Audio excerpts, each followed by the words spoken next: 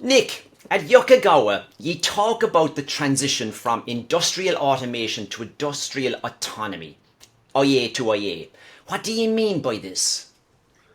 Well, Kevin, I think there's a number of things that are associated with that. I think when we talk about industrial automation, what we're really talking about is a set of quite strictly defined processes and protocols that individual plants or elements of a plant actually use. And whenever there's a change or an issue, there's a lot of human intervention that's required that takes quite a lot of time. And that brings us along with it a lot of costs, interruptions, etc. And what we're talking about with industrial autonomy is the application of new technologies like robotics and AI to actually allow those systems to integrate much more closely and actually to allow the system itself to be able to understand and learn what's going on so that it can actually make recommendations and interventions itself and therefore reduce the amount of human intervention, reduce the number of shutdowns, and effectively deliver much better all-round operations and deliver better shareholder value. Now, you refer to IA2IA as a journey, and you have a maturity model, a guide for customers through the journey. Can you explain a bit more on that? Yeah, I think it's a very fundamental concept for all kind of technology and digital transformations. I mean, my background is some consulting and IT consulting, and it's the same there as it is in industrial technology. So all of our customers have different levels of existing maturity and capability to implement new technology. So if some of our customers are quite basic, then it's going to be very difficult for them to make the leap from where they are today to being fully industrially autonomous. So we need to understand where they are today and therefore come up with a program and a journey that actually allows them to take small steps that deliver value very quickly for them, but actually are deliverable for them.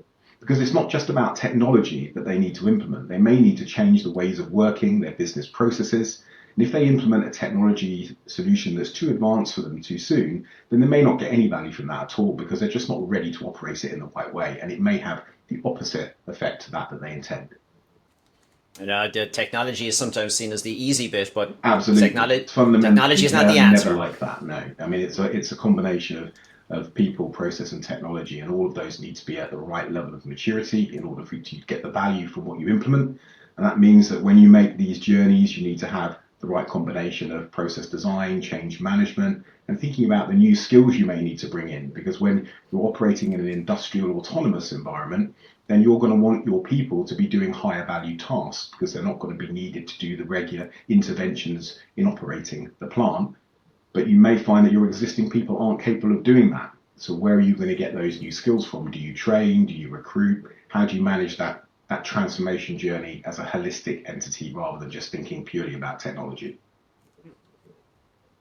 Now, you speak as well about the most critical challenges and the transformative opportunities for industrial organizations right now.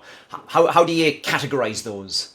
So I think there's always been the key challenges around delivering the maximum shareholder value that you can for your owners. And I think we're always looking to find new ways of doing that and actually taking the next step.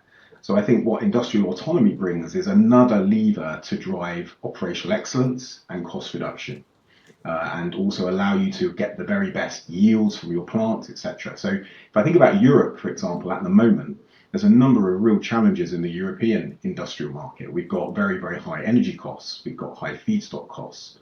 There's costs of people. And there's huge global competition going on and choices that can be made in terms of where you actually operate your plants.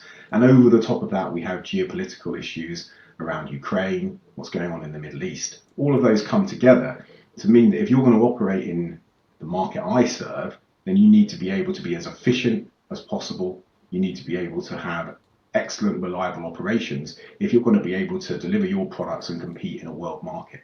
Those are the fundamental challenges at the moment, I think, that are impacting our European customers.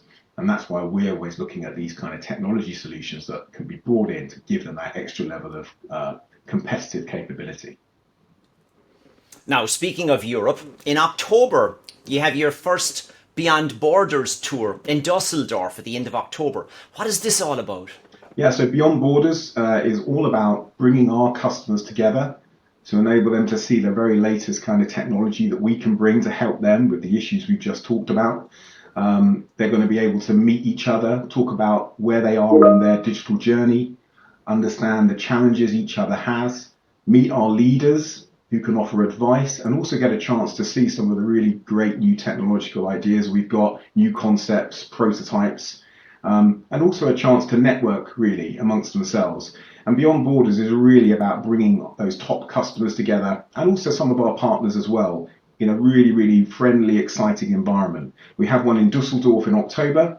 We're also looking to run another one in Italy, exact location to be confirmed, but I'm sure it will be somewhere very nice, as Italy always has that. But we're hoping to do that in February. So there's two. So there'll be opportunities for customers to attend one of two different choices, so we can get the maximum access to our customers and give them a really good event.